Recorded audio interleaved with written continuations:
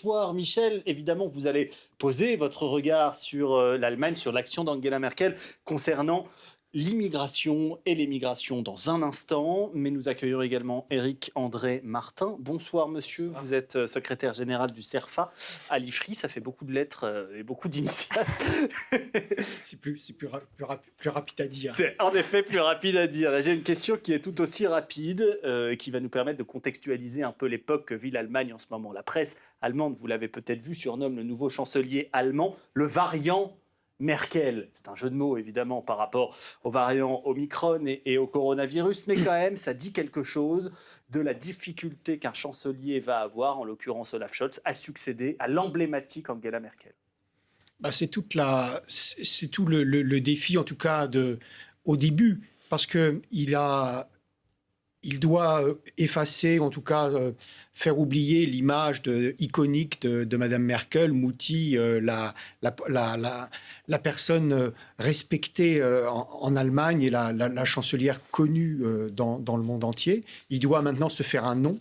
Alors, il a, pour cela, quand même, une situation tout à fait différente, dans la mesure où il prend la tête d'une coalition assez complexe, par sa composition, donc il est social-démocrate, il est associé avec des Verts et avec des libéraux, on appelle ça la coalition feu tricolore, et l'équation politique est complètement différente. C'est-à-dire que Mme Merkel a pu profiter d'être associée dans une coalition à deux très grands partis qui avaient une très large majorité et qui pouvaient, de ce fait, pouvaient dormir tranquille la nuit, et elle était sûre de toujours avoir une majorité au Bundestag. Là, la situation sera quand même différente dans la mesure où M. Scholz va devoir composer avec deux autres partenaires qui comptent aussi beaucoup en termes de voix au Bundestag. Donc c'est un attelage qu'il faudra tenir. Alors Michel, on a effectivement parlé beaucoup aujourd'hui, cette semaine, du bilan d'Angela Merkel, mais vous, c'est sur un chapitre particulier que vous avez arrêté votre œil, c'est la question migratoire, sujet dont on n'a absolument pas parlé pendant la campagne allemande. Effectivement, quand on regarde... Ça change de chez nous, si je peux me permettre. Un tout petit peu, oui. Effectivement, quand on regarde le bilan des 4 mandats d'Angela Merkel, on a l'impression que le chapitre sur la question migratoire est peut-être celui qui a le plus marqué la société allemande. Des ex-migrants, regardons ces images ensemble, les ex-migrants qui brandissent des drapeaux, des banderoles où il y a marqué « Danke Angela, danke sehr », merci beaucoup Angela. C'est une chose qu'on n'est pas prêt de voir en France, des manifestations de migrants qui remercient de l'accueil et qui se souviennent et qui parlent de l'Allemagne avec gratitude. C'est une spécificité. Alors, l'Allemagne, comme vous l'avez dit, a connu une campagne électorale, c'était la dernière d'Angela Merkel, et durant toute cette campagne, figurez-vous qu'on n'a pas parlé de la question migratoire, parce que ce n'est pas un sujet. Les sujets là-bas, c'était l'écologie, le pouvoir d'achat, la couverture par rapport à l'emploi... 1000 sujets extrêmement importants, mais sûrement pas la question migratoire. Parce que le discours fort et sans la moindre ambiguïté sur la question migratoire d'Angela Merkel, depuis 2015, a coupé court à toute discussion et à tout petit marchandage et calcul politique. Et j'en veux pour preuve que l'extrême droite allemande s'est petit à petit étiolée, car on lui a retiré le tapis sous les pieds. Elle n'a plus son fonds de commerce, la peur du migrant. Angela Merkel a réussi ce prodige d'empêcher cette exploitation thématique de la peur du migrant. Je ne sais pas comment on dit couper l'herbe sous le pied en allemand, mais c'est à peu près ça, en effet, que ça veut dire pour l'extrême droite. Vous pouvez nous rappeler peut-être, et notamment pour les plus jeunes qui nous regardent, ce qui s'est passé en 2015, Michel. C'est ce que vous l'évoquiez. À la fin de l'été, sans eau, sans nourriture, plus d'1 million de migrants se trouvent aux portes de l'Europe. Et là, l'Europe, qu'est-ce qu'elle fait ? Je vous le donne en 1000, elle regarde ailleurs en se disant « Oh là là, pour la répartition, moi j'en veux pas, moi j'en veux plus, moi j'en veux... » etc. Personne n'ose faire le premier pas. Et c'est un épisode assez honteux et assez lamentable de l'histoire européenne. Et là, le 31 août, Angela Merkel fait un truc incroyable. Elle décide toute seule de partir à l'assaut et de prendre une conférence de presse. Et là, sans regarder ses notes, en regardant la caméra droit, elle dit cette phrase qui est désormais rentrée dans l'histoire... Wir schaffen das. J'espère que vous appréciez mon accent. Nous y arriverons. Et pourquoi cette phrase est rentrée dans l'histoire ? Parce que cette phrase, elle sonne comme un pari. Nous arriverons à prendre dans la société allemande, à intégrer dans la société allemande, mais aussi à donner du travail et de la formation dans la société allemande à 1 million de réfugiés qui viennent des pays en guerre. Et pendant ce temps, pendant que cette société-là allemande absorbe et réussit à absorber ce grand flot migratoire, 1,2 million à peu près, la France a beaucoup de mal à réussir à recevoir 35 000 migrants. Alors bien sûr, il y a eu un coup politique. L'extrême droite a monté à l'époque. Eh bien, tout ça paraît aujourd'hui assez loin. Mais est-ce qu'on sait, Michel, pour quelles raisons ça a été réussi? Pourquoi les Allemands ont accepté finalement cette arrivée sur le territoire, cette arrivée massive? Alors d'abord, il faut bien comprendre qu'Angela Merkel, c'est une fille de pasteur. C'est quelqu'un qui a une éthique et une morale humaine. Elle a cette phrase incroyable, elle dit « Ce pays n'est plus mon pays si on laisse ces gens-là à la porte ». Elle a donc cette constatation morale et cette prise de position morale extrêmement forte de dire « On ne peut pas abandonner ces gens-là », pour le dire brièvement. Mais derrière tout ça, il y a aussi une logique et un pragmatisme typiquement allemand, vous ne me contredirez pas. C'est que l'Allemagne vieillit. L'Allemagne a besoin de main-d'œuvre et les patrons appellent au secours. Selon les chiffres de l'époque, et qui sont toujours valables, l'Allemagne, pour contrebalancer le déficit démographique, aurait besoin de 500 000 personnes entrant sur son territoire chaque année. Et donc, ils font un pari. On va les former. Mais ils vont les former, c'est-à-dire qu'elle dit « Nous ne pouvons pas les accepter si on ne les intègre pas au niveau du travail ».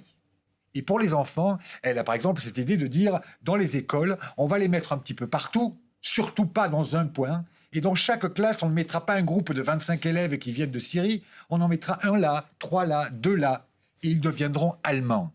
Et pourquoi ils deviendront allemands? Parce qu'ils trouveront du travail et ils ne seront pas laissés de côté. 6 ans plus tard, est-ce qu'on peut dire que le pari est gagné? Difficile à dire.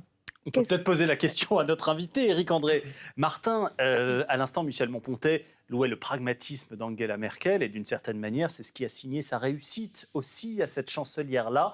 Est-ce que le pari est gagné, puisque c'est la question que vous posez, Michel? Alors la réponse est dans l'immédiat, oui. Alors d'abord, je voudrais juste faire revenir sur le rôle de M. Scholz.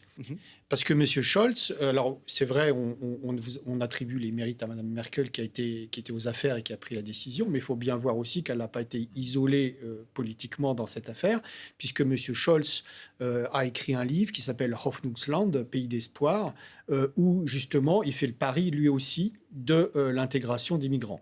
Donc si vous voulez, il y avait un consensus un peu plus large que du côté de la CDU. En revanche, il faut quand même, si on veut être tout à fait objectif, il faut quand même regarder le fait que ça a généré des tensions très fortes avec la CSU, cette arrivée de migrants, dans la mesure où il y a eu un certain nombre d'incidents qui se sont produits au moment des fêtes de fin d'année, etc., qui ont défrayé la chronique. Il y a eu des incendies de centres d'accueil, il y a eu plus de 200 ont été incendiés en 2015-2016. Oui, il y a eu des tensions assez fortes.